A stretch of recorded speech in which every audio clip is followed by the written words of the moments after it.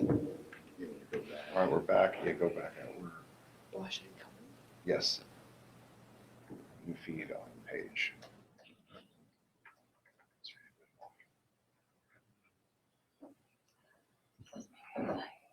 That's the one.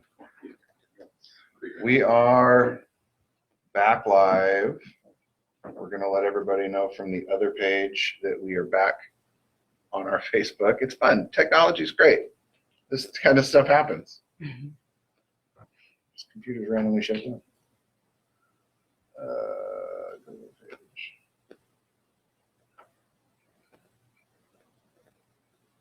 There we go. Okay. Got 5 people following us, so we're going to give them just a. Can you copy the link and send it? Yeah. Yes, we're going to get the link over into the other group.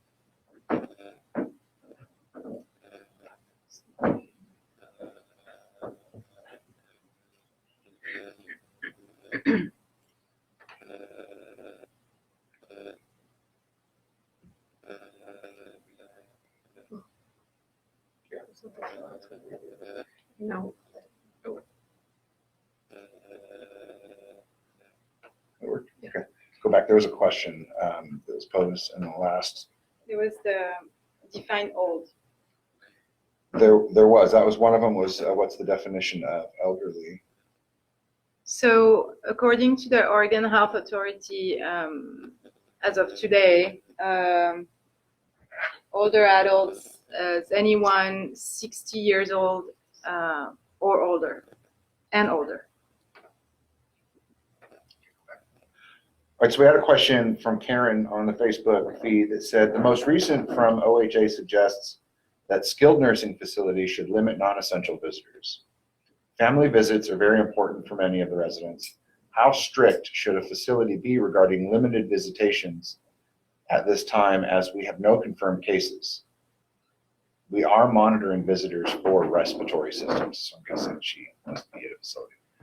So thank you, Karen, for this question. I think this is a great question. I think if your facility right now is currently monitoring visitors for respiratory symptoms and being very mindful as to who comes in to visit with the patients, at this point, I don't know that we would advise any other measures. Is this more dangerous than the flu? The flu kills tens of hundreds of thousands of people a year worldwide. Is this more dangerous than the flu? Well, I think that kind of depends on what you mean by dangerous. Obviously, we have an entire population that is not inoculated against COVID-19. So although there can certainly be deaths that range in the tens of thousands from the flu every year, flu is also endemic in the United States and pretty much everywhere in the world. And those not familiar with that word, endemic just means we expect that there's going to be flu all the time everywhere. And so when a new virus pops in, there certainly isn't that community resiliency that we can get from some who may be, again, inoculated against, for example, the flu. So there really is no point of contact protection that anyone here has. And so, yeah, there is a potential with a slightly higher mortality rate. Usually most flu strains have a mortality rate that's far less than 1%. And depending on different populations and countries, that the COVID-19 mortality rate has been anywhere from maybe 1.5% to 2.5%. So that is certainly a concern. So we had a question. What are schools doing to monitor the kids? One really great thing, schools are a very good partner with public health in terms of monitoring the symptoms that are happening in the staff and the students. One of the reasons why we really appreciate the fact that when someone calls in sick or a student is excused from school, They try to get some of that detailed information about the symptoms that individual is experiencing, and that way they can essentially detect a possible spike in illness for the same symptom profile.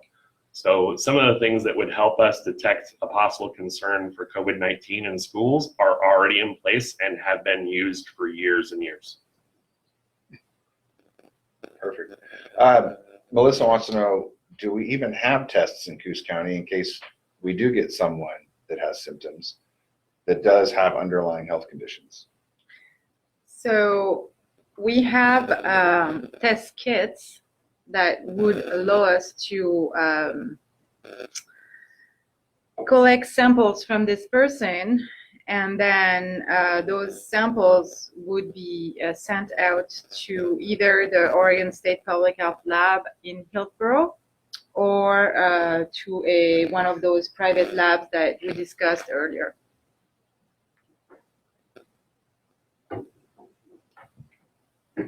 None of those labs are in Coos County. So it's if a test is taken here, it then has to be transported to Hillsborough, and then the Oregon State Public Health Lab will do its testing, and then we will find out. So this could be a 24-hour process. From the time the 24 take to is taken, 48. 24 to 48 hours. Depending on when the sample was taken. Remember, you can ask questions in the comment feed for the video if you have any questions. Pools. Are pools safe? I mean, they're full of chlorine. Yeah, I haven't heard about any type of transmission in a pool or hot tub setting. But yeah, usually some of the chemicals that we did use to treat the water in those cases would be a little rough on a virus. Would at any point we make plans to lock down all assisted living or rehabilitation facilities based on, say, the issues that they've had in Washington, if we were to get a case local? I think this is a fair question. I think, if we were to get a case in the community, we would definitely reach out to our partners, including the long-term care facilities, to kind of discuss strengthening and maybe restricting access to the patients they care for.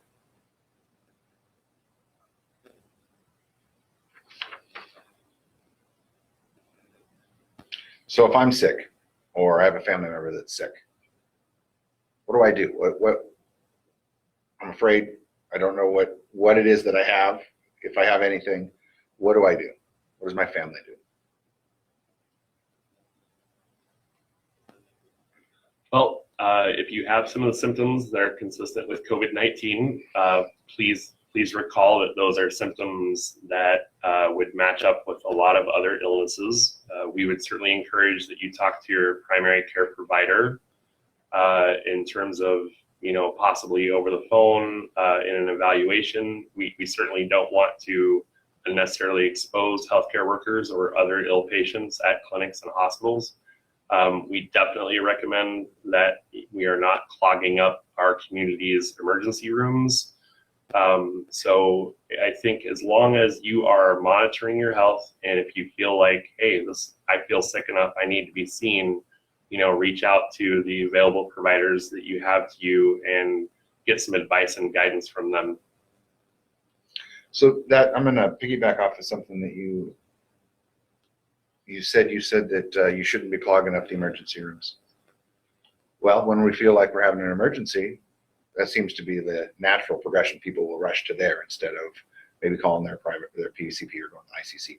Why don't we want to go and rush to the emergency room? Okay. Well, essentially the reason is just because COVID-19 is on our minds right now doesn't mean that all the other illnesses and injuries that people can encounter are going to go away. And so there are always a limited number of available beds in an emergency room to be able to get treated. There are people with a variety of ailments that need to be seen in the ER that is indicated to go to the ER. And so if we have a bunch of people that have perhaps mild symptoms being seen in the ER, that could potentially, take up space for someone that needs it. And Kelly, I'll let you chime in here. Of course, if you are having symptoms and you feel like you are having a medical emergency, please don't hesitate to come to the ER. As always, we're going to take good care of you. What we're asking, though, is for persons with milder symptoms to check in with their primary care provider. And again, I don't want to dissuade people who are truly having a medical emergency from visiting our ER. We're just asking that those with the milder symptoms, don't present to the ER to get tested. Currently, we're not testing out of our ER. That may change in the future, but for right now, if you come with the intent to be tested for COVID-19, we are currently only running those tests on persons that are being admitted at this time per CDC guidance.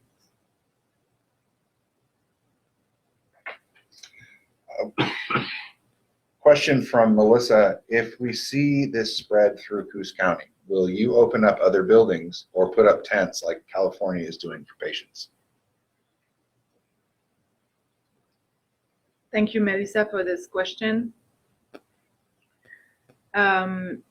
If we see COVID-19 spread throughout our community, we will definitely take any measure that we think will help mitigate this disease and protect the community members. So that may include some of the steps you suggested. It may include other steps as well. Well, we've got about 5 minutes left. Is there anything that you feel like we really need to impart on the residents of our county? Like, what are the most important things we need to worry about? What do we not need to worry about? What do we need to be thinking going forward?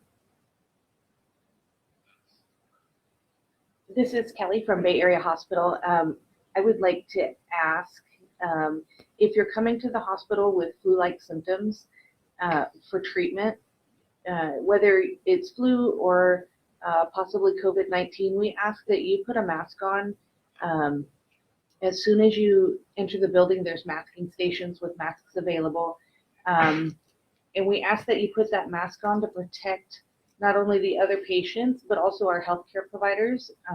Healthcare providers are a finite resource, and if they become exposed, whether it be it flu or COVID-19, that takes them out of the workforce, and then we have less people to take care of sick people. So we ask if you're presenting for care and you're sick to mask, and if you're having respiratory symptoms and it's not absolutely essential that you come to the hospital, maybe you're going to visit somebody, we ask that you refrain from visiting at this time if you're feeling ill. If you're feeling well, we welcome you with open arms, but we're asking for that consideration in this time of higher flu and. Well, I think the other thing that I wanted to kind of like reassure everybody on is we've been on this for many weeks now, and be assured that not only the public health department but the entire healthcare system in Coos County has been keeping up to date on COVID-19 and has really collaborated and communicated and coordinated in an extremely positive way. And I think our relationships are even stronger than they were. And so be assured that we're all working together to protect our people.